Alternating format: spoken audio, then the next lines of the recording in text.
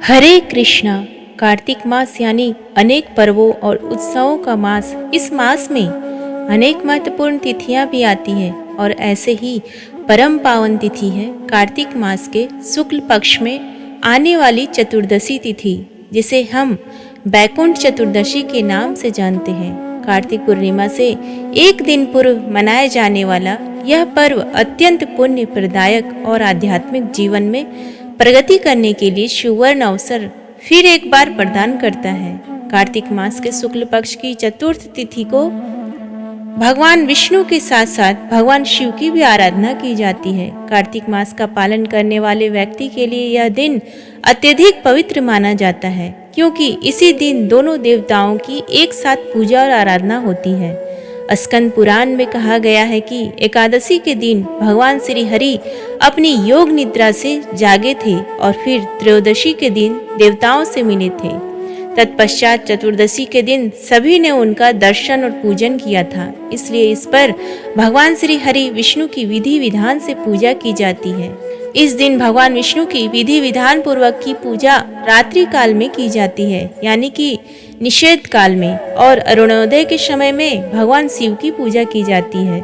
कहा जाता है कि भगवान विष्णु ने चातुर्मास के दौरान यानी देवशयनी एकादशी से लेकर देव उठनी एकादशी तक भगवान शिव को संपूर्ण जगत की सत्ता सौंपी थी और उसके बाद वे क्षीर सागर में विश्राम करने चले गए थे और फिर वैकुंठ चतुर्दशी के दिन से फिर से भगवान श्री हरि वैकुंठ में वास करते हैं और इस पृथ्वी का संचालन आरंभ करते हैं। तो चलिए देखते हैं कि इस बार यह वैकुंठ चतुर्दशी कब आ रही है। कार्तिक मास के शुक्ल पक्ष की चतुर्दशी तिथि यानी वैकुंठ चतुर्दशी इस बार आ रही है 14 नवंबर गुरुवार के दिन।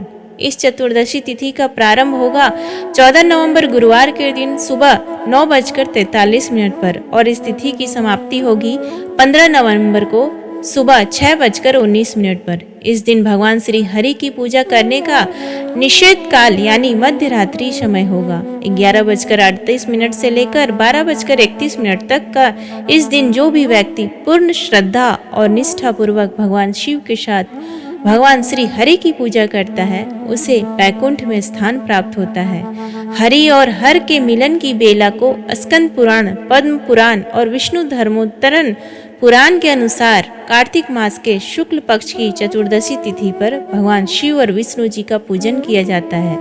रात्रि में दोनों देवताओं की महापूजा होती है और रात्रि जागरण भी होता है। शिव पुराण में इस उपलक्ष्य में एक सुंदर कथा का वर्णन भी किया गया है।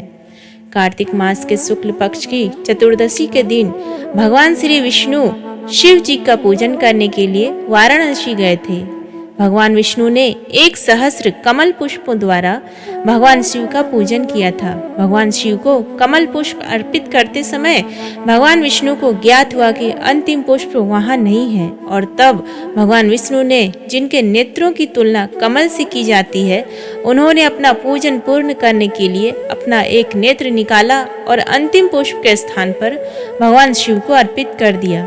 भगवान विष्णु की यह भक्ति देखकर शिव जी अत्यंत प्रसन्न हुए। उन्होंने भगवान विष्णु को उनका नेत्र तो वापस किया ही, अपितु उन्हें सुदर्शन चक्र भी भेंट किया। वैकुंठ चतुर्दशी के दिन भगवान विष्णु और महादेव दोनों की पूजा की जाती है, लेकिन इस दिन दोनों की भिन्न भिन्न समय पर पूजा होती है। भगवान विष्णु की निषेध काल में पूजा होती है और भगवान शिव का पूजन अरुणोदय काल में किया जाता है, जो कि प्रातः काल का समय है। इसका वर्णन हमें स्कंद पुराण में भी मिलता है। वाराणसी के मणिकर्णिका घाट पर अरुणोदय काल में स्नान करना अत्यंत महत्वपूर्ण माना गया है। कार्तिक चतुर्दशी पर इस पवित्र स्नान को मणिकर्णिका स्नान के नाम से भी जाना जाता है और इस दिव्य अवसर पर विष्णु सहस्त्र नाम यानी भगवान विष्णु के 1000 नामों का पाठ करते हुए भगवान विष्णु को 1000 कमल पुष्प अर्पित किए जाते हैं। यही एकमात्र अवसर होता है जब भगवान विष्णु को वाराणसी के प्रमुख शिव मंदिर काशी विश्वनाथ मंदिर के गर्भगृह में विशेष आदर और सत्कार के साथ विराजित किया जाता है। इस दिन विश्वनाथ मंदिर वैकुंठ के समान पवित्र हो जाता है। दोनों देवताओं की इस प्रकार एक साथ विधि विधान पूर्वक पूजा अर्चना की जाती है।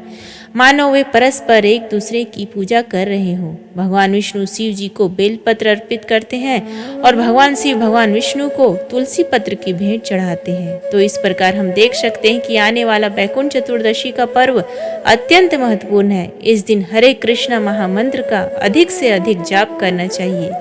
कुछ लोग इस दिन उपवास का भी पालन करते हैं। अधिक से अधिक हरि कथा का श्रवण और कीर्तन करना चाहिए और अपने संपूर्ण दिन को अधिक से अधिक आध्यात्मिक चेतना से और ऊर्जा से भरने का प्रयास करना चाहिए। आशा है कि आपको आज का ये वीडियो पसंद आया तो प्लीज़ वीडियो को लाइक करें, शेयर करें और कमेंट बॉक्स में ओम नमः शिवाय जय श्री हरि विष्णु लिखना ना भूलें। धन्यवाद।